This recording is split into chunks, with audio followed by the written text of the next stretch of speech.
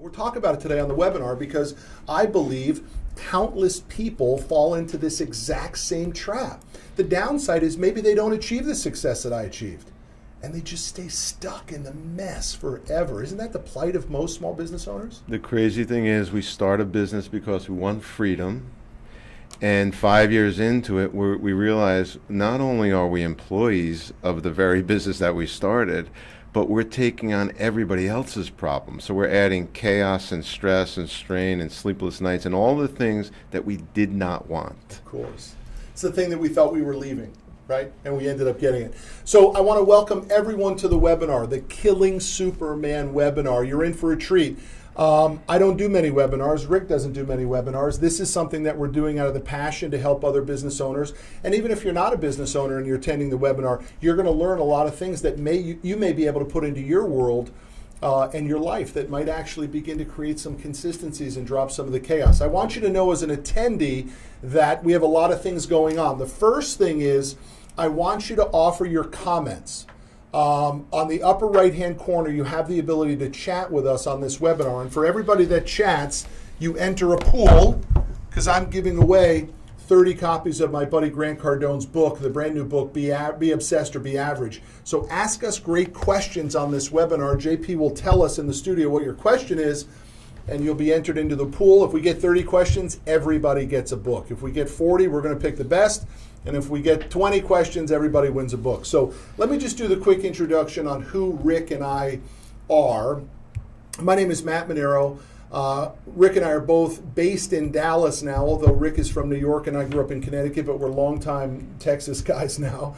I'm here 20 plus years. I started a company from a one-bedroom apartment with a phone and a folding table 21 years ago, and since then we've done well over $1 billion in equipment financing. I now have 4 companies, all within the transportation space. I'm the author of the book, The Grit. So when you registered for this, you would have gotten a link for the ebook and the audio book of this, The Grit. I'll make sure that in a follow-up email, everybody gets the link to those as well. And I'm also a 3-time winner of the Inc. magazine Top 500, Top 5,000 Fastest Growing Companies in America. We won that for 2014, 2015, and 2016. And if I do say so myself, that's hard to do after 20 years in business, right? Very hard. So that was good. And tell us about your wife and kids. I'm happily married 18 years with 3 amazing boys, 15, 12, and 11, and I hit the lottery in that category, my man. I bring that up because one of the reasons why I teach this material, even though I'm a busy entrepreneur like everybody else who's in business, but I want you to spend more time with your family. And my wife would be upset if I didn't start with, I am the proud father of 4 young children. I got married very late in life. And I'm in the Dinosaur Dads Club, which means you're on your first marriage, but you had children after 50. So since 1994, I have run Mutual Capital Alliance, so we're about to celebrate 23 years. Also founded Business Finishing School to find companies to invest in. And what we found is that a lot of companies we couldn't invest in because they didn't know the basics of business, what we call the foundational principles of business. And companies that follow these principles, we've seen double, triple, quadruple their revenue. We actually had one member who was about to go bankrupt, but followed the principles and sold their business for $3 million cash 11 months later. Mm-hmm. We've invested over the years in 117 companies, and we do that through our funds that we manage. And I've done, a lot of things as it relates to helping small businesses grow. We've had over 1,000 members in the program, which means tens of thousands of people have been impacted, from families to employees. So excited to be here, Matt.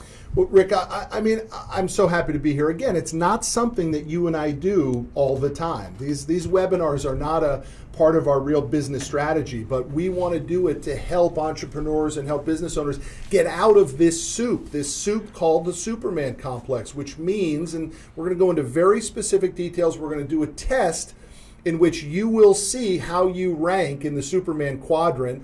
And part of that test are the takeaways for you on the webinar. So it's a 10-question test. We'll get through it pretty quick. But as we go through it, I want you to look at it as those are the takeaways. Those are the things that you can put into place, you can improve upon, and you can get better for just spending 30 or 40 minutes with Rick and I today. So with that said, let's get into it, Rick.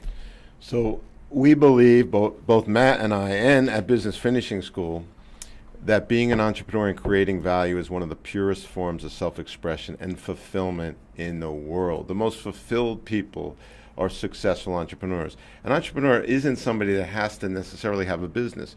My wife is a stay-at-home mom who's very entrepreneurial about creating outcomes in our family. So to me, an entrepreneur is someone who takes whatever situation they are in and looks to create outcomes. So it doesn't matter if you're an employee or you work for a nonprofit or you're a business owner or whatever. Our objective is for you to be the best entrepreneur and business person that you could possibly be, full stop. So when you look at the top of the slide, it says your blueprint to exponential business growth and success. And we have case study after case study after case study of people that were never exposed to this material. They got the material and they've been transformed. Much like Matt, he mentioned 3 months ago. Now, I knew him before he went to finishing school. It took him about, a year and a half to show up. And then he showed up and he said, I had no idea that this is what it was. Why didn't you tell me? Why didn't you push me harder? But I am a perfect example, a real life example of somebody who took what I learned at Business Finishing School and although I have done some ripping and tearing in the office, because it's not just straight up, y'all, as all entrepreneurs know that. It's ups and downs. The key is over time, you want that needle to keep moving up. But I've had to do some hard changes in this office for the betterment of the future. So my company last year, we did 104 million. This year we'll do 135 million. And my goal is to go to $1 billion. But I knew when I hit the 100 million mark that the way I got there was never going to get me to the $1 billion mark. And the reality is I was Superman. I beat this place with a stick. It was my way or the highway. I was abrasive at times. I was non-sympathetic, and I make no apologies for that. I had to do, coming from zero, I had to do what I had to do to get to that $100 million mark. I was going to die before I got to the $100 million mark. And what I learned is there's so many other people that did it without all the stress and aggravation and pain. Thank God I have a wonderful wife who tolerated all the sleepless nights, the anger, the fights, just the disruptiveness that my business caused in my life. And when I look at you, Rick, you don't seem to have that stuff. It seems to run very calm and easy for you at much higher levels than I'm at. And so I learned, and then I started to put the stuff in place. And there was some ripping and tearing. We lost some people. We lost 6 people who quit or were fired, didn't like the changes I was making. But then just this morning, I got an email from one of my veterans she said, I didn't trust it. I didn't believe you were capable of changing, but now I've seen it. I believe in it, and I trust you, and I thank you for doing it for me and this company. And that was just from this morning. And that's all in a few months of being exposed to it. So can you walk them through, from your perspective, what the causes of Superman syndrome are, or perspectives? Yeah, I mean, here it is. The first and foremost in my interpretation of Superman Complex is stress, both internal and external. I mean, I'm 300 pounds, and I should probably be 240. That's because of my business. I work out 4 days a week. I like to watch what I eat, but I have a tremendous amount of ongoing stress. And that I paid a physical price for that. So that's what it causes, for one. Number two, all roads lead to Superman as the savior. In other words, you believe that you are the fix-all. No one can make the right decision if it isn't run by you, or maybe that you make that decision. And what is that doing to disempower all the people around you? And that's the horrible cost of that. If I want that prosperity, I want that freedom, I want that roadmap for my employees, because it's what I want for myself. But when you're Superman, you're pouring water on the fire every single day. And then you know what? They just stop. Exactly. They just say, I'm not even going to fight the fight. And then look at what it does to your company culture. It kills it. But yet you as Superman think that it's an amazing place. Oh, it's unbelievable. Look at what it's done for me. and everybody's starting to say, I'm going to put my resume out. Yeah, right. exactly. It's just not the place I signed up for. The third thing it does is Superman Complex produces a lack of clarity within you and your organization, and really because you have no org chart. You are the org chart. And so people don't know what they're supposed to do. They don't know what their role is. And so for us, the creation of this org chart, which we had done long before, but as Superman, I would always drop in and steal their thunder, right? Mm-hmm. The clarity has been unbelievable. Number 4, inability to scale your business and your personal income. And that was an absolute must for me. I should be 5 times the size we are right now. We're already one of the largest independent finance companies in the transportation equipment finance space. And I should be the number 1. I should be the dominant spot. I shouldn't be number 2 or number 3 or number 4, whatever it is. There's no ranking. That's just what I'm told. And we should be number 1. We're an amazing company, but I squashed it for years. Here's the thing that I took from Business Finishing School and Rick's teaching the most, though. The next 3 things. Superman Complex creates a lack of simplicity, a lack of probability, and a lack of leverage. Those 3 words, simplicity, probability, and leverage. I never knew that's what business was supposed to do. You never started a business without those 3 things in mind. Exactly. And I did the exact opposite. I started my business because it was better working for myself than somebody else. That really was not the case for a decade. And so I didn't know that it could be easy. I certainly had no probability that next month was going to be better than this month. It was feast or famine month after month. And then this concept of leverage is so important for entrepreneurs because we think that we're on this island all to ourselves and that we have to achieve before we will be respected. And we never ask for help. We never play up. We always just play to ourselves. And over the last 2 years for me, probably the biggest change in my life has been my ability to leverage up relationships. And what we define leverage as in the program is leveraging yourself through other people and through other companies. There's often way easier ways to get things done than doing it yourself. Obviously, we all know that. But you leverage yourself in a snap by just coming to a boot camp, which now led you to change your entire culture. Just coming to a boot camp, that was trust, which is the next thing. Superman lacks trust in his people and in the markets. They think, oh man, what's going to happen tomorrow? When the most successful people I know are calm, they're confident, they trust the world, they trust the universe, they go on sabbaticals, and people go, yeah, but that's because they're successful. No. They were that way as young people. They always trusted that tomorrow is going to be better than today. And that's something that anybody can do. You could change your mindset today. So we're going to fix this, and I'm going to go forward on the slides if you don't mind. Here's what the world looks like to most people, and especially today. You think about 20 years ago, Matt, you had a phone, maybe you had a computer, maybe not. But now, all the stuff you've got to deal with kids and cell phones and Facebook and Twitter and crap upon crap upon crap. And what we want you to do is take the chaos on the left side of this and turn it into simplicity, using a framework and an architecture that we've developed to give you an exponential, a blueprint to exponential growth and success. I love the quote from Oliver Wendell Holmes. He said, "I would not give a fig for the simplicity on this side of complexity, but I would give my life for the simplicity on the other side of complexity." And what is the simplicity on the other side of complexity? You can use any one you look up to. Stephen Jobs, Herb Kelleher from Southwest Airlines, Warren Buffett. We'll take Warren Buffett. He owns 120 companies, sits on $300 billion in assets, and likes to play bridge, and then go to China for 3 months at a time, and he's never stressed. I've been to their shareholder meetings for the last 15 years. He's always cool, he's always calm, he's always collected. He's on the other side of simplicity. And I have to ask you, why are entrepreneurs with small companies running around like chickens with their head cut off, but the most successful people on earth are cool, calm, and collected, no matter what's going on? That's something you need to ask yourself. But I'm going to tell you point blank on that, Rick. One of the reasons for me, and I think there is a little bit of a deep dive that could happen for entrepreneurs or most people.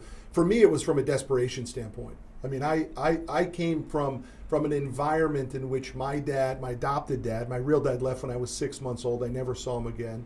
My mother remarried a few years later, and my adopted dad, while he loved me, He'd call me stupid, moron, you're an idiot. I came from, I have to prove everyone wrong. Mm-hmm. And the only person I can trust, if you can't, if your dad's not there and your adopted dad is kind of a, kind of a tool, who do you trust? And that was ingrained in me from the earliest of early ages. And it carried on in my business career. Things like, I was told this, and I believed it full, only one hand works the register. Well, I'm not selling apples at the grocery store. I mean, who's going to cut checks? Mm-hmm. Does that mean I have to put them into QuickBooks? I have to print them? I got to sign them? Yes, it did mean that for me for a long time. No one's going to run your business like you. That's just not true. There are lots of people who understand that vice president is better than president, and they can't wait to help to make other people successful. So a lot of that, that's a deep dive there, but it's really true. What is the reason that you're thriving on this chaos? Well, here's the thing. If we can get underneath this obsession with proving the world that you're enough, let's call it that way for you. One of my mentors, his name is Phil Romano, very, very successful restaurateur and investor into medical devices. He's created billions of dollars in revenue. And I love this story, and I think you heard it at boot camp, but he was mentoring me for a long time, and I just saw him last weekend again. But about 7 or 8 years ago, he said to me, who do you know to run a company that we're buying? And he described this medical device company that he was buying. And we spent the whole lunch on this one topic, even though I had a long list of things to talk to him about. He said, I need somebody that's run a public company before. They have to be about this age. They need to live in Texas. And he wouldn't talk about any topic but that topic. And a month later, I met him again at the same time at the same restaurant, and I said, "Hey Phil, did you ever find that guy?" And or girl, I should say, because it could have been whoever the right person is. And he said, "Who are you talking about?" I said, "You said you needed someone to run your business." He said, "What business?" I said, "The business you were buying, medical device." He goes, "I have no idea what you're talking about." And I said, "You got to be losing your mind. Are you getting old?" And he goes, "Oh. Now I know what you're talking about." Yeah, he goes, "Let me tell you the difference between a billionaire," and he pointed to himself, "and a millionaire," and he pointed to me. And he said, "A billionaire doesn't do anything, no project, no company, nothing, until they find the right person to run it." He said, "A typical entrepreneur, they do it all themselves. Got to get a website, got to hire, got to fire, got to market, got to do this, got to do that, got to get an office, and we become gotta machines." And that is a philosophical perspective that he has had from day one. When he was 18, he started a company, and his first move was to hire somebody to run it. He's always been a casual, laid-back, interesting guy that has never run a business he owns, and yet he's produced billions of dollars. So that's where it all starts. So I want to move into the business health diagnostic, and we're going to try to find out what your business success quotient is, which is a number from 0 to 100. So really think about it and be honest with yourself, and grab a pen and just grade yourself from 1 to 10 on these following questions. Now, Matt brought up before, what is your homework? Your homework is to say to yourself, what do I need to do to have a 10 in this particular category? So we're going to go right to the very first one. This is huge, and we're talking about it right now, Matt. Number one, I have no problem delegating tasks and objectives in my business. In fact, I delegate even the most important objectives of my company.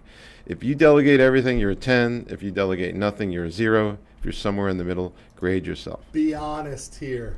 Yep. Because what we think, Rick, is we're delegating, but then we're dropping back in, right? Hey, how's that going? How you doing? How come you did it that way? What happened? If it was me, I would have done it this way, but you go ahead and do it. You know what the best rule of delegation for me is? Allow your employees to make mistakes, because you learn from mistakes. Why won't you let your employees learn from mistakes? Isn't that odd? Number two, time management. The way I run my business is relatively straightforward. In fact, I rarely work more than 45 hours per week. And while I am home, I rarely use my laptop, computer, or smartphone for work. I want to ask you a question. You have a Facebook account? I do not. Because when I was at business finishing school, I'll never forget it, Rick said to the group, why would I live a life that would require me to have a Facebook account, right? I thought it was so great. Because think of how much time, I mean, I look around this office, I bet this office spends 3 or 4 hours a day cumulative on Facebook. Yeah. What's funny is I got a Facebook post recently. An email came in. I don't know where it came from, and it turns out that someone in my office set me up an account that I never knew existed in 2008. I've never been on Facebook once. I'm going to take it a step further. I've never had a smartphone. Okay. Now, does anybody on earth need a smartphone? Of all the people on earth, I need one, right? But I don't have one. Why? Because I don't want to work all the time. I want to enjoy life. I want to enjoy my kids. I want to have dinner with my family every night. I want to go on date night every Monday night. And I could honestly say into this microphone, into this camera, I met my wife 13 years ago. We've had date night every Monday night, despite anything else that's going on, because you put the big rocks into the jar first. The big rocks, your family, your key relationships, your spouse, and then you have all these smaller rocks fall in. And I love this quote from Warren Buffett. I hope this changes your life like it changed mine. He said, the difference between successful people and very successful people is that very successful people say no to almost everything. Mm-hmm. And what does everybody else do? We're addicted to yes. That's why we're working so many hours. That's why we're frazzled. Like this election, really, are we going to change the outcome by reading about it and blogging about it and getting mad about it? It's over. I love the quote, all suffering begins with one's unwillingness to admit reality. All right, so we're going to go to number 3. You graded yourself on 1 and 2. As a leader, I always spend more than 50% of my working hours on high-level purpose and business strategy. That's what you should be doing as a business owner. No, most of us don't. I can tell you that I have a friend. I should have called him a mentor earlier because he wanted to be that for me. He's a retired Dallas judge. He's 75 years old, very experienced guy.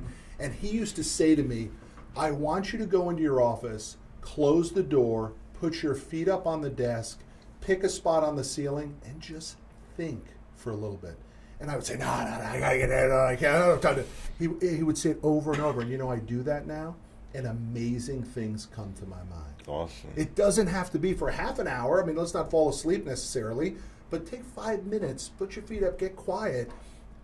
My friend Michael Burt, Coach Michael Burt, says you can't see the picture from inside the frame. And it's true. And most of us are always inside the frame, right? When we leave, you've been on the road a lot, things have a completely different perspective, right? We got to get away from all this stuff every once in a while. Absolutely, and I schedule that in. And you think about people like Jeff Bezos, who started Amazon. He was broke when he started Amazon, and yet he takes a month a year off, locks himself in a hotel room, and does nothing but read. And Bill Gates does that, and it's hard for us to fathom, but these are the secrets of successful people. They're focused on strategy. Leadership, I'm very confident that my business employs the right executives on the leadership team. I don't need to hire anyone else to fill any roles on my team, meaning if you've got the right team and they're solid as a rock, that's a 10. If you have the wrong team, it's a 0. If you're somewhere in the middle, grade yourself from 1 to 10. And again, you should be saying to yourself, how do I get to a 10? That's my homework. My business and personal life are both debt-free. This is a tough one because this is something Warren Buffett preaches. I preach it. Debt rots our soul. People have argued with me, well, why do we have to be debt-free? When I meet somebody who's debt-free, we have invested in over 100 different companies in the last 23 years. And we look at about 100 to 200 before we make an investment, which means I've looked at something like, 10,000 companies. And it's funny when you walk into a company, I actually could smell a culture. I could also smell if somebody's debt-free. They just look different. So that should be nirvana. Grade yourself. Values-based decision-making. Since business tends to be very complicated today, I realize that having a crystal clear set of values from which all decisions are made simplifies complexity. Therefore, our business has a clear set of values from which to make all decisions. If you have that, and I noticed when I walked in your office, I could smell a culture here, Matt, that you asked me, what does it smell like? Well, what I smell is clarity. I saw your values on the wall. You welcomed me. You had a nice, bright, cheery person named Julie at the front. It's clean. It's organized. So I'm smelling a culture here. then I would ask you, are you making all decisions from a clear set of values? You have the values. I believe they're more front and center since boot camp, but I would encourage you and everybody listening to make decisions from that. So, do you have values, listeners, and are you making decisions from that 1 to 10? Look, this is an important thing that Rick talks about, which is this doorman principle. Because once you understand what your values are, what you stand for, who you are, what you're not willing to compromise on, then you just drop a doorman in front of it. And the doorman has to say yes or no to the people who are trying to get in.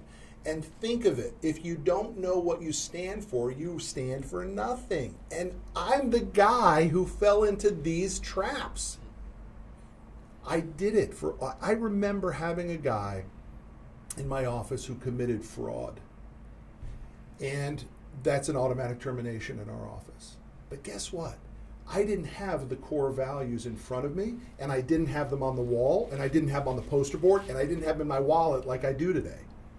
And I kept him. The guy committed fraud. Could have cost us a banking relationship, could have taken food off 100 plates. If I had those 4 core values that we run this business by staring me in the face, gone. Yeah.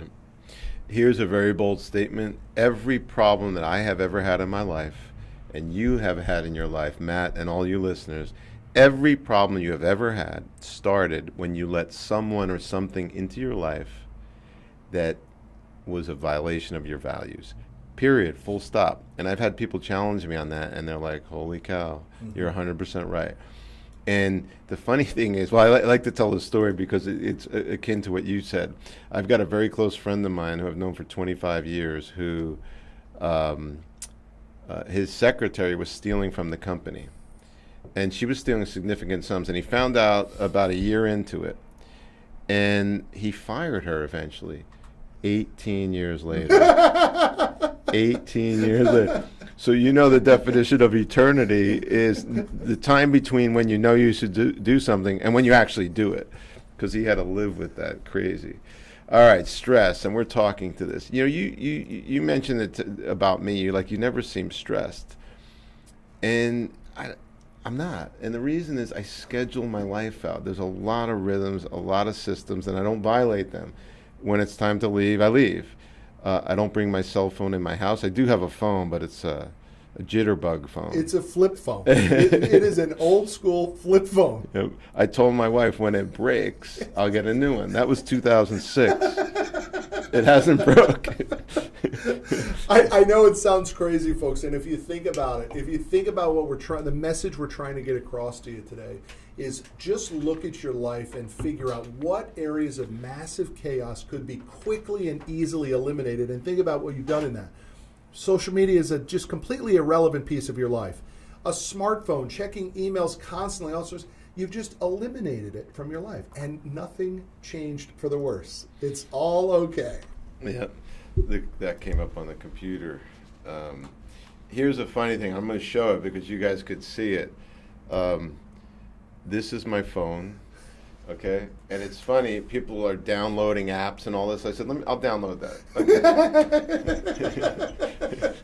I mean, do we really need 2 million apps? I mean, give me a break. All right. So number 7, I am never stressed. In fact, I can't remember the last time I was stressed out or reactive about my business. Now, you're probably thinking, of course you're stressed out if you own a business. Not so. You don't have to be. So grade yourself on that. If you're never stressed out or reactive, give yourself a 10. All right, accountability. This is great. Here's the secret sauce here. Each quarter, I sit down with my leaders to formulate our 5 quarterly company objectives. And then we communicate these objectives to all employees along with a bonus system tied to achievement of these objectives. I met a billionaire many years ago who took 6 companies he bought them cheap and sold them for over $1 billion. The last one was Michael's Stores. And he said to me, we have something very simple that we do inside all of our companies. We put our quarterly objectives for each employee on one side of a card, and on the other side is the company's objectives for the quarter. And I don't really know all the employees by name, but when I meet them, I go, hey, how you doing? My name's Michael. Let's talk about your card. And every employee is required to keep that card. So one of the problems of employee engagement is the fact that they don't know what the company stands for, what their objectives are, and what the company's objectives are. You could solve that right now with one card in every employee's pocket, and here's what would be on it. So grade yourself if you're doing that. Number 9, from an individual perspective, we have built levels of accountability down through our organization to all employees so that everyone is accountable to clear objectives inside the business, and everyone is crystal clear what's expected of them. Each employee's role is clearly defined. I interview employees constantly inside companies we look at, and I say, what's the purpose of the business? I don't know. We did that at a retreat last year. What are your objectives? I don't have them. We don't go over individual objectives. What are the company's objectives? Well, I think one of them is to grow revenue. And then the next meeting is with the CEO, and I go, are employees clear about the business? Oh, absolutely. Everybody knows our purpose. Everyone. Ask anybody. Everyone knows our objectives. So there's a disconnect between your reality and your employees' reality. And then lastly, purpose. I feel that personally I am on purpose. I also feel that my business has a clear purpose that fully aligns everyone in the company, and everyone in the company can clearly articulate our purpose statement. So do you have a purpose statement, and can your employees articulate it? If that's true, that's a 10. So you're going to add up your score. It's going to be a number between 0 and 100. So do that now. I'll give you a moment. And if you would, once you do the math, go ahead and put the number, your number, in the chat section of the webinar as well. And JP will give us an idea what the scores come in at, because you're going to be amazed at what the score is. So some of you guys are mathematically challenged, and you're... All right. So here's an interesting thing. The average success quotient score, or Superman syndrome quotient, is 38.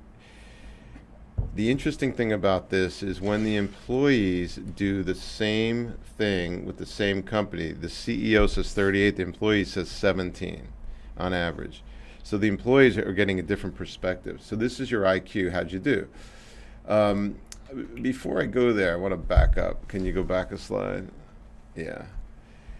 And what we have found is, even when you look at the scoring here, what we have found, and this is almost like clockwork, for every 10-point increase in your score, every 10-point increase is a 50% increase in revenue. So if you go from a 20 to a 40, that's 50 plus 50, it's a 100% increase. And it's been like clockwork in the program. And the interesting thing is, the reason this company exists is to get your score to 100. It's that simple. We did this. We haven't done it company-wide, but we did it with executive committee, and every single person scored an F on this. Not one person was higher than a 60. I think 64 was the highest. Mine was in the like 53 or 54. So for those of you who just did that and you think, oh my gosh, my score was so low, I scored an F. Most people do. Yeah. I mean, it gives you an idea of the scale of the problem. I mean, there's just so much that goes into getting out of chaos and running a successful business today. The point is, these 10 steps that Rick just went through with you, these are not things that you're going to do overnight. And what's amazing, and I'm sure you're probably saying to yourself, wow, how did we implement so many of these steps in a short period of time? Because during business finishing school, you've talked, it's certainly multiple quarters and could be multiple years to make this transformation happen. Yeah, I talk about the fact that it's like learning a language. And people say, I'll take a 6-week Spanish course and speak Spanish. And it's been proven that to learn a language takes about 5 years. And to learn the language of business principles takes about 5 years. And so we have a 4-year program of modules, and then we encourage people to stay in. And if you're the type of person that wants the answer now, then you're probably not right for the program. And what I like to do is bifurcate people. You're either a knower, you know it all, you have answers to everything, or you're a learner. We want those of you who consider yourselves learners. You don't have all the information like Matt. You're willing to spend a little bit of time to get a lot of information that you could put on the ground immediately. So if you consider yourself a learner, keep listening. I believe, this is a personal belief of mine, and it's a quote of the program, but it's something that I thought about a long time ago. I believe that absent a very clear purpose, a compelling catalyzing statement. If you don't know what that is, you can Google my name and TEDx and see what it is. But but absent a clear purpose, a compelling catalyzing statement, solid values, and specific objectives, you have absolutely no ability to differentiate between an opportunity and a distraction. And that's what's happening, Matt. And you're shaking your head because you're the perfect, quintessential client for this type of business, because you were a distraction machine and you were following opportunities not based on clearly thought out values and objectives, etc. It's proactive versus reactive. It's all of that sort of stuff. I mean, I've taken this to such an extent that I actually keep this. In my wallet. I laminated the card. On one side I have my core values, on the second side I have my goals. I was able to be successful though, Rick, because I pushed at levels that most people would not be willing to push at. I was willing to risk it all, and I think that's from zero, that same mindset. It's that must-prove mindset. The sad part is, if you're not willing to push at that sort of insane level of intensity, and you don't have this stuff figured out, I mean, really, what kind of life does it play out to be? And you got lucky, Matt, because your wife stayed with you and your kids are good kids, and et cetera, et cetera. You could have died. I mean, my dad died at 49 from overwork, and he had 9 kids. So I was 13 when he died, but it was because he put all this stress on himself in his business. It's so real. Yeah. It's so real. All right, so we're going to talk about now this, and my belief is this needs to be in the backdrop of everything you do. I look at these 3 words as operating principles for your business and personal life. Everything you're doing in your business and personal life can be simplified. This just happened to me yesterday. I was talking to an old friend I hadn't talked to in a while. He had 3 kids. He commutes 90 minutes each way to his office. And his kids are in a crazy amount of sports and activities. I'm like, why would you do that to yourself? Why don't you hang upside down in a prison cell? Because that'll be easier. Torture yourself. We torture ourselves. So simplicity needs to be at the foundation of your business and personal life. And that means putting rhythms in place. I love the quote, it's easier to do something 100% of the time than 90% of the time. And let me give you an example of that. My wife and I said, let's do date night every Monday night. We've been doing that for 13 years.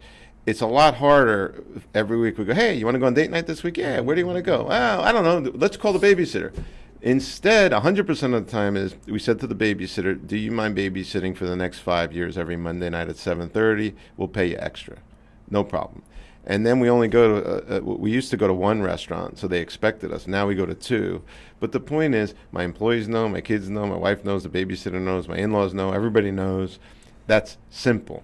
Probability is about making decisions that radically increase the probability that you are creating a growing, profitable, sustainable, saleable business. And what do? We make low probability decisions. We hire our sister-in-law who just got out of drug rehab because our assistant left, and we wonder why it's created a massive amount of chaos in our life. Instead of increasing the probability of success by finding the single best person in your community for that job, you cut corners. Or you hire salespeople by saying, I think this salesperson is going to make us a lot of money, even though they don't honor our values. And they radically destroy your culture. So you're doing that. And then leverage there's all kinds of different mechanisms to leverage yourself and your employees through other entities. It shocks me sometimes when I walk in a big company and I say, what's your customer relationship management software? And they've got this cobbled together, series of software and Excel sheets and everything else. I'm like, Salesforce.com? Have you heard of that? Right, but Rick, the business owner says, I can't afford it. I don't want to be a slave to Salesforce.com. They're going to control my data forever. And the point is, someone is already controlling your data. Chaos is controlling the data, or Salesforce.com. The leverage thing is really important, though, because I didn't understand it for a long time. And I didn't know what benefits can occur from knowing people. That truly, in all frankness, is a self-esteem issue for me. It was, am I worthy enough for this billionaire to take part in it? But the other thing I realized, and as I've begun to leverage up, and I know you have with many of the people that you've engaged with, guys like Richard Branson and so forth, they don't talk about the past, and they rarely even talk about the present. Look your Romano story. he's so far in the future that only a month had to go by and he can't even remember the past. So if you want to leverage up, I think a key takeaway for the audience is a person of interest does interesting things. You must have something of interest or uniqueness to get some leverage. So don't just think that doing average is what's going to get someone's attention. You've got to bring something unique to the table if you're going to be able to successfully leverage. But to back away from the importance of leverage is acceptance of average. And I just cannot stress the importance of leverage. All three ridiculously important. I'm not saying leverage is most important, but it's ridiculously important to get to the next level. Who do you know matters? Yeah, and one thing that's underneath all of this, and it's really something that I had to get comfortable with, is trust. I have to trust that the universe is going to take care of me. So I don't have to be at every meeting, and I don't have to coach every employee, and I don't have to sell every sale. I trust if I take a step back, I simplify my life, I only make high probability decisions, which means I'm saying no to a ton of things. And leverage is all about trusting other entities to help you and people. It's funny, one of the big, what's the right word, feedback points I get on Business Finishing School is the CEO says, I don't have time to implement Business Finishing School. And I say, why don't you assign it to one of your employees to be in charge of implementation? That will build trust in that person. And they look at me with like I'm from another planet. Yeah. I never thought of that. Sure. I never. Why would you add more crap to your plate? Yeah. This is crazy. Successful businesses have patterns to follow, and I love this story because it's so true. I just recently finished a book that Steve Jobs on his life, and Steve Jobs and Steve Wozniak, two guys with zero business experience, created the most valuable company on planet Earth. And they did it using a lot of the things that we're talking about here. The first decision they made was to bring in somebody with business experience who had a third of the business. His name is Markula. And Markula put in a lot of the patterns and things that we're talking about, from values-based decision-making to objectives-based management to being very clear about the long-term objectives of the business. And if two drug addicts with very little business experience could start the greatest company in the world in terms of market cap, you can too. So none of this is hard. Here's an interesting picture that I found a long time ago, and I don't have to know anything about the foundation of this building to know one thing, that the foundation is flawed in some way. Well, the vast majority of businesses eventually go out of business. It's something like 97%, and the owners have nothing to show for that. So how solid is your business foundation? How much training have you done in business? And I'm not asking you if you have an MBA.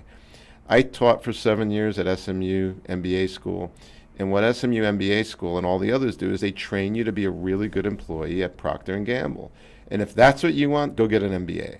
But if you want to learn how to grow an entrepreneurial business to create long-term value and ultimately to sell and create value inside your family, you've got to know the foundational principles of business. Did you want to say something about that, Matt? Look, even when you don't think it's broken, it's probably the time that it is most broken. Because all businesses are flawed. And structure is the only way that you make it predictable. Here's an interesting thing. One of the things I have found in my life since I have begun to implement a lot of these things, by the way, on that 10-step program, number 8 and number 9, which is the deployment of the quarterly objectives to everyone, is an area that we're still struggling with. The cultural, the core values, all this sort of stuff we're solid on, management structure, all that. That's a tough thing. All of these are kind of tough, but if you work at them, they get easier. But I find myself now with more time. And you begin to say to yourself, how do I create additional high-value activities with my time?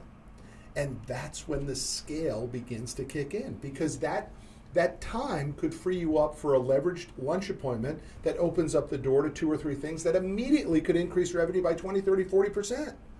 But without the time, without the thought, without the structure, those doors don't open.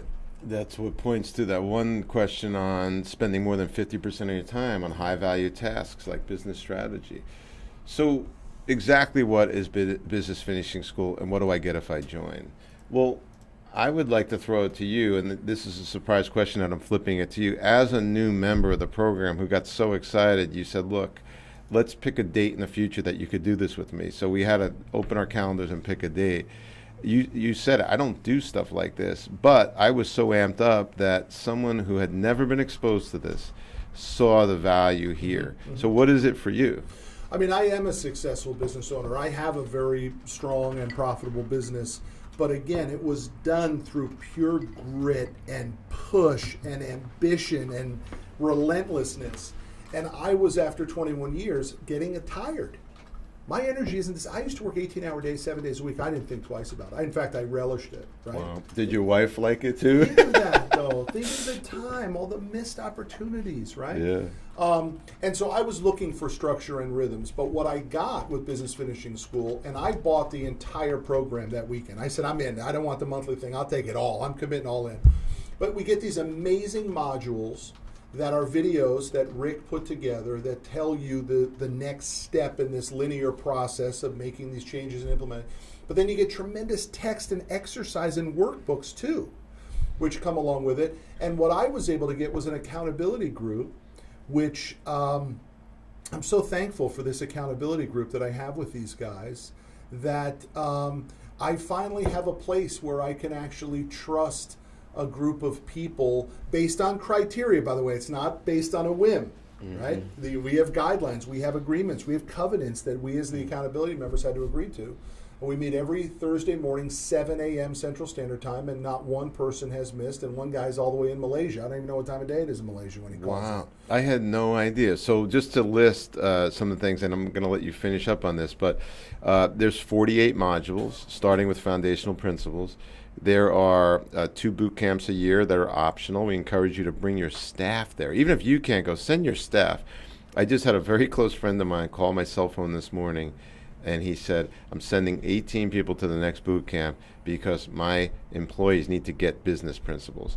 There's the website, of course. There's a private diary to take your notes. There's workbooks. There's downloadable materials so that you can implement the stuff easily. And the best part of all, the second, third, and fourth Tuesday of every month at 1 o'clock Central Time, we have 3 calls.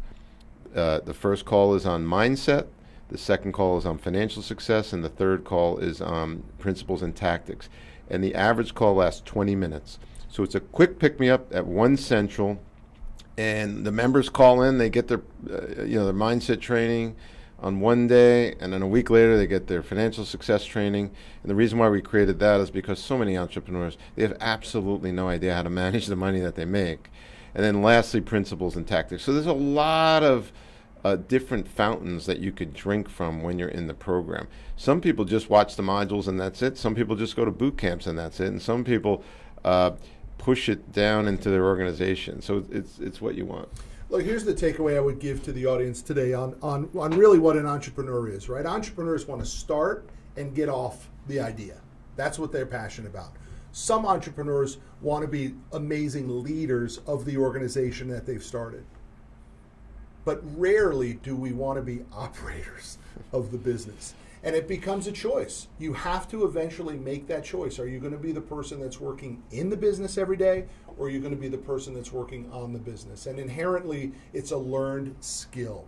It's not something that everyone is naturally good at, especially not entrepreneurs. So, and, it's interesting. From the time I met you a couple of years ago till now, your level of calmness and clarity has just changed, and it's great. I appreciate it. You helped me a lot with it. Business Finishing School helped me a lot with it. You're moving from operator to owner, and who wants to run a business unless that's why you were put on earth to do that? There are people that love being assistants. There are people that love being COOs. There are people that love being presidents. So one of the jobs that I have every day is to put people in the right seats on the bus. And the seat that I never want to hold because I'm horrible at it is actually operating the business. I want to own the business. I'm a lot better at that. So how do you join finishing school? Well, we actually would like you to come to a boot camp. It starts Friday at 3 p.m. It ends Sunday morning. This will be our 11th one coming up. It's in Dallas in February. And look at the ticket price. I just went to an event 2 weeks ago. It cost me $2,000 for one day. This is $497 per person, but you get $200 off if you use this special code, BFS 200. So it's simply Dallas BMI, which stands for Business Mastery Intensive. So DallasBMI.com, enter that promo code, you get $200 off. I highly encourage you to take your spouse, take your employees, let everybody start getting valuable, principles-based business training.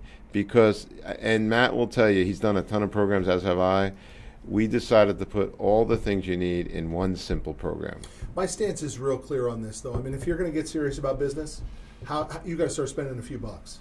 This is the biggest bargain out there of all the masterminds, of all the webinars, of all the stuff that you see on social media, all these guys who never ran businesses. Business Finishing School is an unbelievable bargain. For me, it was just an absolute no-brainer because I was looking for one thing, the installation of rhythm, some calmness, and I ended up pulling so much more out of it. So, by the way, for registering for this webinar, Rick and I have agreed to do 3. And so we have 2 other additional webinars that you registering for this puts you in the loop. You'll register for you are now registered for the second and the third. The second one, we're going to dig deeper into core values, the creation of this core value, the catalyzing statement, the mission statement of the organization. And the third one is we're going to talk about the installation of rhythms. And rhythms are so critical. We have rhythms now. We even put it on our office calendar. It's the sales rhythm, the operations rhythm, the IT rhythm meeting scheduled at the Pacific time. Nobody needs to talk about it. There's no reminders that need to be sent out. We just meet here in those days. Those rhythms that give clarity and consistency. And I used to do those rhythms multiple times a day with multiple people all week, all month. Wow. It seems so foreign to you. Like, why would you? To me, it was so natural to me. It's the way it had to be. Yep. Well, one thing that I love, the quote, and you've all heard it, rhythms set you free. I am 53 years old, and I used to be very overweight, and I just decided to call the best trainer that I could find, and he said, meet me 3 times a week, you'll lose 40 pounds, but you got to take the coaching. So I got into this rhythm 6 years ago of working out with this trainer, and here's the kicker, Matt. It's only 30 minutes. We do 30 sets in 30 minutes, but then I have to fill in what I eat in a special form every day. But that's a rhythm. And it's accountability too. Yeah, losing 30 to 40 pounds it changed my life. Yeah, it does. It's awesome. So rhythms set you free. Listen, Rick, I want to thank you for your time. I want to thank everybody for their time and joining into this. Look, you got, with all due respect and humility, you got 2 smart guys who are trying to help other business owners get better from perspective, from takeaways, and from real life experiences. So I want to thank all of you for joining us. You'll be getting an email. A couple things that are important. If you sent us questions or comments and therefore would have won the book, I want you to email me at mmanero@cff, that's Charlie Frank nationwide.com, with your name and your address. We'll get the books out to you. I want to thank everybody for these 45 minutes. Rick, thank you, buddy. Matt, it was fun. Appreciate Thank it. you. We'll see you down the road, guys. A couple weeks, we'll do the second one.